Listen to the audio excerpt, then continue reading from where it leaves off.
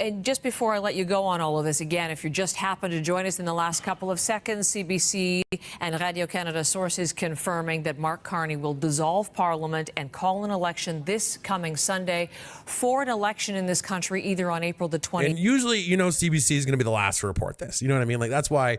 And it wasn't just CBC. It was like the Globe and Mail. CTV even tweeted about, like, everybody's been on it pretty. Even like Northern Perspective, all of them. Hey, Cryptomeria, good morning. Yeah, no, it seems like it's actually happening. 28th or on May the 5th. The final decision on that has not yet been made. I would note the Globe is saying it's expecting the April 28th date, but according to our sources, not yet been made. So we will see. But Janice, just in terms of the calendar, the 24th was approaching, prorogation set to come to an end, Parliament set to resume. Just the strategy of doing this before actually having to return to parliamentary business. If you are the new Prime Minister, the new leader of the Liberal Party, what might be the thinking there? Yeah, like I said earlier, hopefully it doesn't Jagmeet Singh us at the last second. Like, we don't know, right? Like, I hope he wouldn't do that, but like, I think that's the only way it wouldn't happen at this point. Well, a couple of factors. One, you know, things might have played into this. First, the optics, right? Because this is their way of, like, you know, these kind of leaks aren't accidental. You know what I mean? Like a kind of leak like this about the election coming up, like, this is intentional. You know what I mean? Like, they let the media know on purpose to get everybody psyched and aware before the call actually comes. It's interesting. One of Mark Carney's kind of talking points around the relationship with the U.S. is met chez nous, like being masters. You know, we're in control of sort of what happens on this file to us, not anyone else.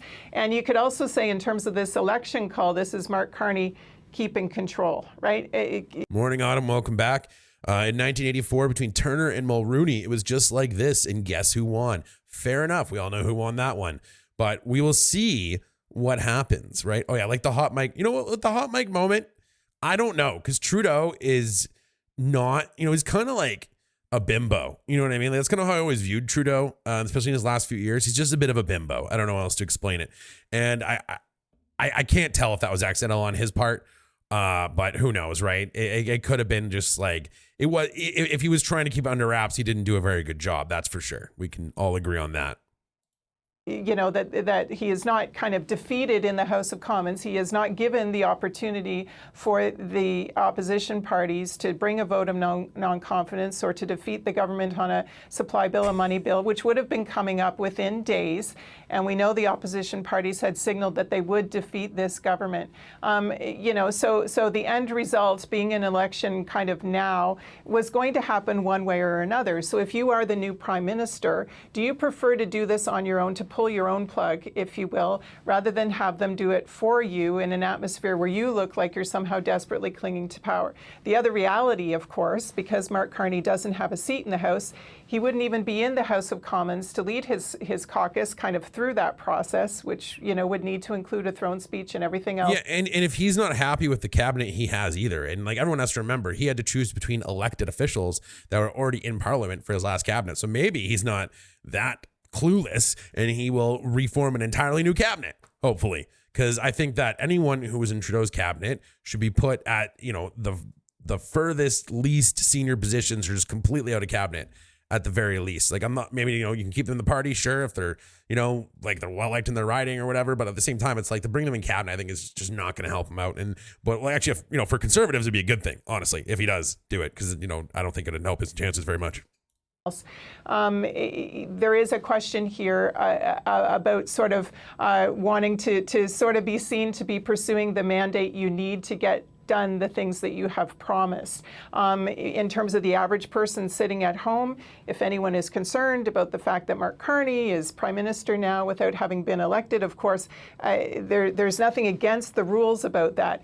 But you have kind of more moral authority, if you will, to be making big decisions on Canada's behalf, to be leading the file on Canada-US relations, for example, if you have gone to the voters and been elected. And so being seen to do that, to pursue that mandate sooner rather than later, is something that sort of is transparent and sort of takes it to Canadians. Look, I understand I need to be elected. Let's get on with the business of doing that. I would expect when we get to this. Yeah, is he respecting the Canadian people and seeking their mandate? or trying to avoid having to disclose his assets sooner.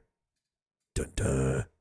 Weekend and sort of the opening speeches of the campaign kind of kick everything off, we are going to hear that rationale about the need to sort of seek that mandate sooner rather than later so they can get on with the business of making big decisions that are in Canada's national interest. Because then he'd have to disclose it after he's elected, right? So he wouldn't have to disclose it before he's elected if he stayed in office till October, right?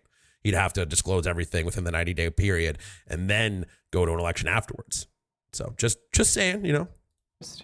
Janice, really appreciate your experience and instant analysis there as we've been preparing for this moment. But now, again, as you're joining us on the breaking news, Janice, we'll obviously talk more about this as our program goes on.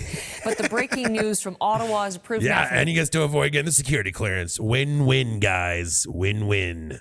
CBC News. Sources close to the Carney campaign tell Interesting CTV choice News of words. Prime Minister Mark Carney will call an election this Sunday, with Canadians heading to the polls as soon as April the 28th. The election call will come just a day before Parliament was set to resume after Justin Trudeau prorogued it over the winter. So let's go straight to Ottawa and CTV's That's Jeremy this Sunday, Schwarm I'm with assuming, more. right? Jeremy, what more are you learning? March 23rd. Nice.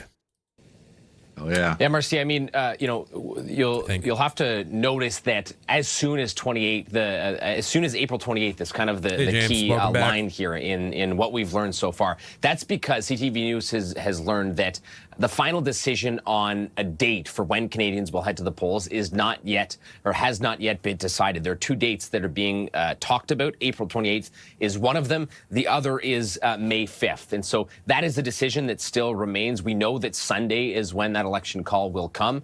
And as you point out, Marcia, the timing here is of course important. Sunday was kind of the last opportunity Mark Carney had to call this election himself rather than return to Parliament on a Monday. That was when Parliament was set to return after being prorogued. He would have had to give a throne speech, eventually face a confidence vote, and likely would have, which that confidence vote likely would have toppled his government. And so, you know, this was widely expected. Would it have, or would Jamie Singh just supported him?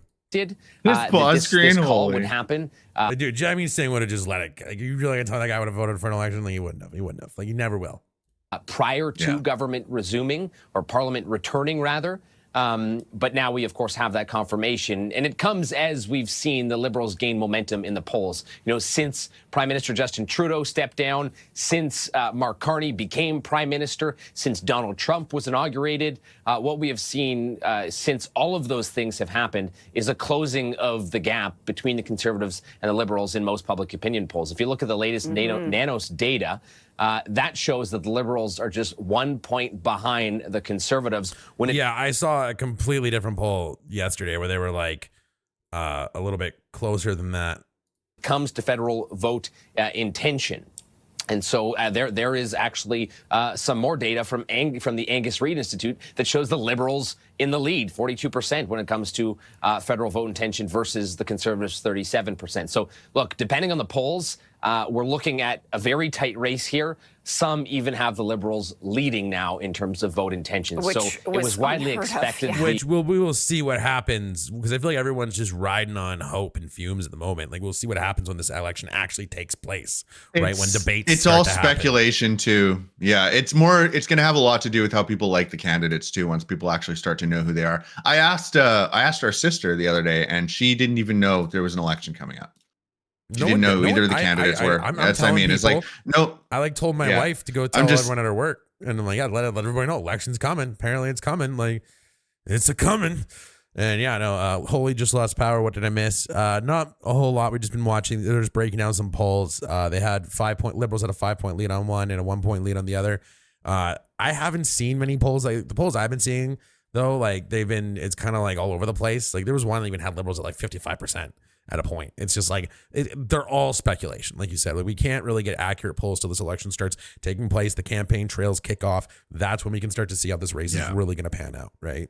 And we'll see what scandals happen, right? Where's all the dirt? Is all the dirt going to come out now, or everything's going to come out from under the rug? Like, you know what I mean? Like, that's what it'll start coming out once the actual election gets going. Like, I'm not paying attention to any of the numbers until we get closer to the actual election day, because I don't think I think it's kind of cool, because I think it's amping everybody up for an election in general. You know what I mean? Like everyone's like, oh, my side could win. And if everybody thinks that, then that's a pretty cool election where I think a lot You of can people get more are gonna people participate. voting. Yeah.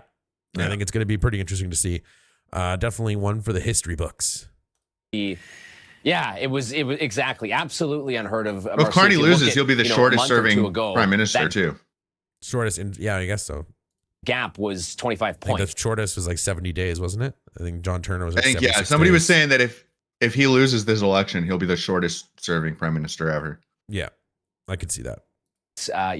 No one was talking about a Liberal lead, let alone or a close race, let alone a Liberal lead. So quite an unfolding of events. Over the last few months. Turn of events. So and that may make the case for having a shorter campaign if the wind the Liberals feel is at their back. So let's talk just briefly then about how the parties are gearing up. Is everybody ready to go, Jeremy?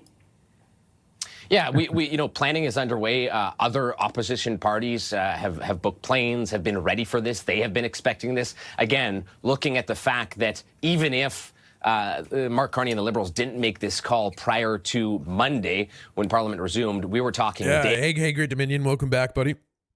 How many candidates do the Liberals and NDP still need to nominate, I wonder? I assume the CPC will be ready to hit the ground running as they have already effectively started their campaign. And I think that's exactly going to be the killer. What you've been saying before, right? Is that even though like the fact that they're doing all this, like he must really not want to disclose his finances or must want to have this election before he has to. This is what I said about streaming yesterday is I think that he wanted to release it sooner and didn't realize how long it was going to take to get everything together, because I bet you his taxes are super, super complicated because he's like an investment manager, right?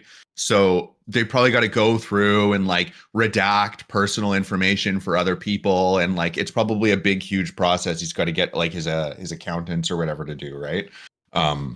Yeah. I think that he wants to release it. He's just waiting, and he probably should have gotten started earlier. All right. Well, he's apparently making an announcement around noon today. On 12, that's me maybe reading into it too much, but that's just kind of what the impression I got when I was watching him say like, oh, hey, like I still got time. Like, I think he wants to release it. It's not that he's high. It just takes a while and he's still not ready.